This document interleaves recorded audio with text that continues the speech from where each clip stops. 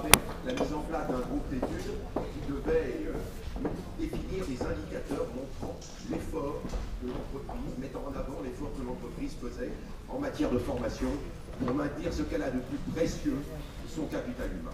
Et merci Monsieur le ministre en charge de la formation et de l'apprentissage de ces travaux. Et la formation est au cœur de notre débat. Donc on va restituer tout au long de cet après-midi ces travaux et on va terminer par la présentation des indicateurs avec leur mise en place dans un certain nombre d'entreprises, dans les entreprises du SBF 120 et aussi, bien évidemment, chez Orange. Et merci au directeur général de la DG6 qui conclura ces travaux. C'est un moment important pour notre profession. Merci d'avoir soutenu cette initiative. Merci bien évidemment d'accompagner. Et puis j'espère que ce n'est plus d'étape parce que c'est très important pour l'économie française. Merci.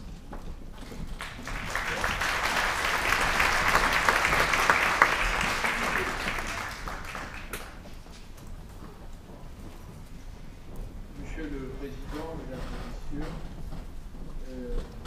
Monsieur le Ministre, chers collègues, Pierre Thierry, Mesdames et Messieurs, représentants des syndicats, organisations professionnelles, entreprises.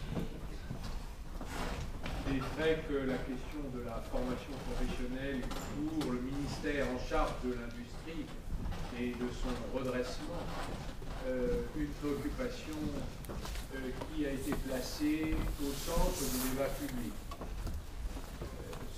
Ce que le gouvernement a provoqué à travers le rapport Gallois, finalement, a conduit le pays à s'interroger sur les conditions de son renouveau industriel. Un pays qui ne produit pas est un pays qui est dans la main des autres pays qui produisent. C'est la question de l'appauvrissement d'une nation qui est en cause. C'est la question de sa liberté, de sa souveraineté. Qui paiera le modèle social? Qui paiera les niveaux de service public? Qui paiera nos dépenses militaires, notre réseau diplomatique, notre influence culturelle? Une grande nation comme la France ne peut pas accepter qu'elle se retrouve comme aujourd'hui à 12% de sa richesse nationale limitée à l'activité industrielle productive. Et dans le débat de la mondialisation, sur la question de notre compétitivité, c'est-à-dire, c'est un mot un peu barbare qui veut dire et désigner les conditions dans lesquelles nous acceptons la compétition avec les autres nations productives du monde. Dans cette compétition mondiale déloyale, qu'on appelle la mondialisation, la question de savoir comment nous en sortons, nous tirons notre épingle du jeu, est évidemment posée. Et je voudrais en tirer quelques leçons pour introduire nos débats et stimuler l'esprit de chacun à travers l'expérience qui est la vôtre. Les nations qui ont finalement bien résisté à la crise sont celles qui ont été le plus unies, celles qui ont uni le secteur public et le secteur privé, les producteurs et les consommateurs, les laboratoires de recherche et les entreprises, les grands groupes et les PME, les territoires et la nation tout entière et l'État. Les nations puissantes, résistantes, sont celles qui ont un degré de patriotisme et de cohésion supérieur aux autres. Sachons en tirer quelques leçons pour nous-mêmes et dans l'esprit dans lequel nous ouvrons la bataille culturelle du Made in France, où chaque Français a la responsabilité, où qu'il soit, selon ses moyens, pour certains considérables, pour d'autres modestes, de participer à la renaissance de notre économie industrielle. Il est évident que la question de la ressource humaine, de l'homme et de la femme au travail, de son degré de motivation, de son niveau de formation, de ses perspectives de carrière, et par ailleurs, la question de savoir comment un pays est capable de vendre le plus cher possible le travail national, c'est la question de la compétitivité. Et parmi celles-ci, il y a évidemment tout l'apport immatériel de créativité, d'ingéniosité, d'audace, de beauté parfois, c'est le design, de style qu'on peut apporter dans la production industrielle.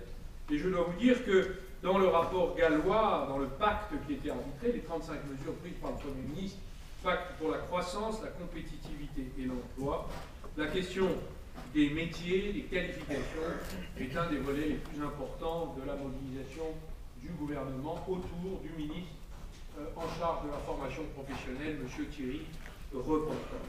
D'abord, renforcer la place des entreprises au sein de l'enseignement technique et professionnel. Bien sûr que l'éducation nationale a pour but de transmettre des savoirs, permettre à chaque enfant, adolescent, de devenir un adulte, capable de se mouvoir dans un monde parfois cruel, difficile,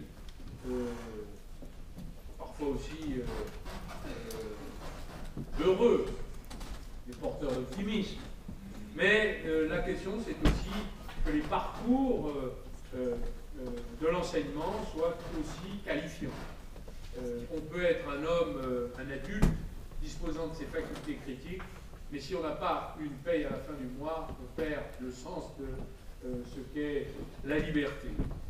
C'est un point important que la conciliation entre l'appareil éducatif et l'appareil entrepreneurial des entreprises puisse être organisée. Deuxièmement, décision numéro 22, je viens d'énumérer. Décision numéro 23, favoriser l'embauche de jeunes en apprentissage dans les PME avec l'objectif de 500 000 apprentis en 2017. Je voudrais dire, puisqu'il m'est advenu de co-présider avec Thierry Repentin le Conseil national de l'industrie, que nous avons des secteurs en tension et des secteurs en difficulté. Nous avons des raisons de nous inquiéter et des raisons de nous réjouir. L'automobile perd des dizaines de milliers d'emplois en ce moment, parce que le marché est en chute. Il y a bien sûr les constructeurs qui défraient la chronique, mais il y a aussi les invisibles de l'industrie de la sous-traitance. Je ne parle pas même des équipementiers, mais des équipementiers de rang 2, 3, 4, ces petites entreprises enracinées dans le tissu industriel profond de notre pays, et qui eux-mêmes laissent dans les tribunaux de commerce des salariés sur le carreau, avec finalement une protection sociale minimale, un suivi généralement insuffisant, alors que des secteurs considérables, l'aéronautique, le nucléaire, je prends ces deux filières qui présentent des métiers en tension. L'aéronautique a embauché 13 000 personnes l'année dernière et proposé 6 000 postes d'apprentissage. Le nucléaire, une filière d'avenir, propose aujourd'hui d'embaucher jusqu'en 2020 110 000 personnes. Nous avons de quoi compenser ceci par cela, et la répartition cartographique régionale et territoriale est assez homogène des défaites et des possibilités et des succès. À nous, et c'est donc à l'appareil de la formation professionnelle, des initiatives territoriales, d'organiser le passage de l'un à l'autre. Et que mon rêve, comme ministre en charge, comme vous l'avez noté, des mauvaises nouvelles, c'est qu'à chaque fois qu'il y a une entreprise dans un tribunal de commerce qui est en sauvegarde, pour ne pas dire en liquidation, que les salariés ne se retrouvent pas tout seuls avec leur conseiller général, leur député et liquidateur judiciaire, mais qu'il y ait un réflexe de nos directs, puisque nous partageons la même administration, qui consiste à dire « vous allez perdre votre emploi ». Ça pose beaucoup de difficultés. Mais nous sommes en mesure d'organiser le passage vers des métiers voisins, cousins, différents, et donc nous organisons par avance votre formation. C'est le sens d'ailleurs de l'accord du 11 janvier sur la sécurisation et le maintien de l'emploi, et c'est le sens de la décision qui a été prise par le Premier ministre dans le cadre du pacte de compétitivité, numéro 24, mise en place d'un compte individuel de formation individuelle qui reste valable lors d'un changement d'entreprise. C'est le sens de notre mobilisation nationale en faveur de l'emploi et la formation.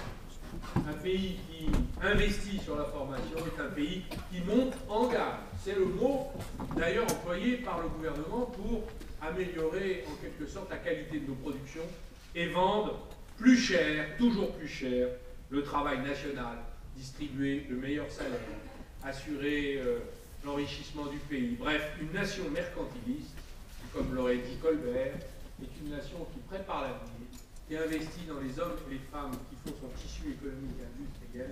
C'est l'esprit du redressement productif. Voilà, mesdames et messieurs, en quelque sorte, la vision que nous avons de vos métiers vue du côté de l'économie concrète. celle qui doit assumer les bonnes et les mauvaises nouvelles.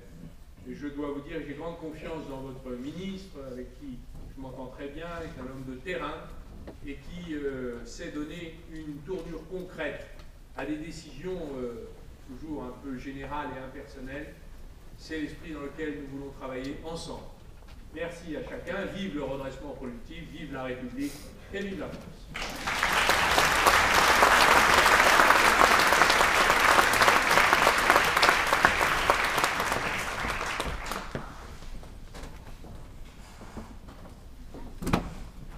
Mesdames et messieurs, Monsieur le ministre Chirarnaud, Madame la déléguée générale de la DGEFP, que j'ai aperçu qui est là, évidemment, bien sûr, je suis le directeur général de la DG6 également, Mesdames et messieurs les représentants des partenaires sociaux, Monsieur le président de la Fédération de la formation professionnelle, Monsieur le président du groupement des acteurs responsables de la formation, Mesdames et messieurs. Pas facile d'enchaîner après Arnaud Montebourg, toujours une épreuve. C'est un apprentissage au quotidien.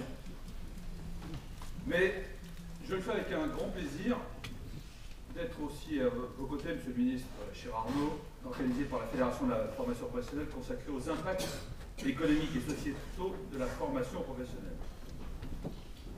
Vous le constatez, vous qui êtes dans cette salle, nous ne sommes pas dans les locaux du ministère du Travail, de la formation professionnelle, du dialogue social. Nous ne sommes pas rue de Grenelle. Ce n'est pas qu'une question de géographie. Ce n'est pas non plus une redistribution des portefeuilles ministériels, ce que certains esprits urbains de scoop pourraient éventuellement anticiper. Non. C'est délibérément et sans l'ombre d'une réserve que nous sommes tous réunis à Bercy dans les locaux qui habitent le ministère de l'économie, des finances et du redressement productif. 3 raisons pour cela. Première raison, nous avons sur cette tribune la conviction profonde, et ce depuis des décennies, pour certains militants de l'éducation et de la formation tout au long de la vie présents dans la salle, que la formation professionnelle, c'est un levier essentiel de redressement et même du commerce extérieur de notre économie. C'est la première raison qui légitime notre présence ici. Deuxième raison, nous savons que la formation professionnelle offre à chacune et chacun la chance de regarder vers le futur avec confiance et de sécuriser les parcours, que ce soit des jeunes, des salariés ou des demandeurs d'emploi, et quels que soient les aléas de leur vie professionnelle et personnelle.